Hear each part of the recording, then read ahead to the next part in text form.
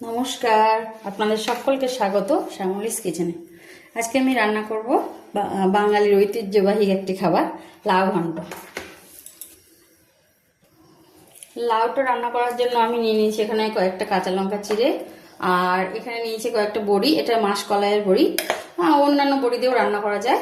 আর এটা হচ্ছে ফোড়নের জন্য সর্ষে। চলুন তাহলে রান্নাটা শুরু করা যাক। কড়াই গরম হয়ে গেছে, আমি দিয়ে দিচ্ছি সর্ষের তেল।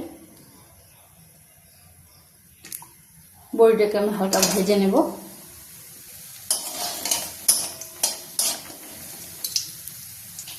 বড়িটা ভাজা হয়ে গেছে, আমি এটাকে তুলে নিচ্ছি।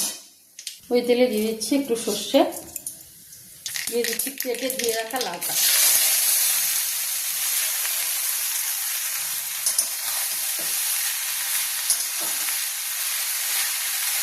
দিয়ে দিচ্ছি চেরা কাঁচা লঙ্কা, দিচ্ছি লবণ, একটু হলুদ গুঁড়ো। এই লাউটা হতে আমার বেশ সময় লাগবে, জল বেরোবে প্রচুর পরিমাণে, লাউটা হতে টাইম লাগবে। দিয়ে দেবো আমি ঢাকা, ধীরে ধীরে আঁচে হতে থাকে। দেখি এবার লাউটাকে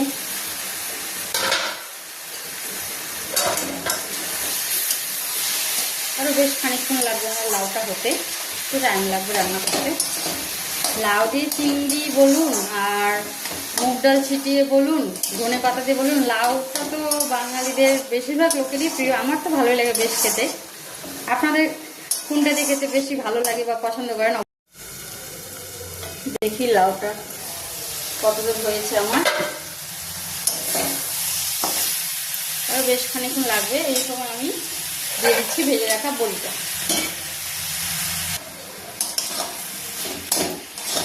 আরও খানিকক্ষণ হবে, লাউটা হতে থাক ধীরে ধীরে।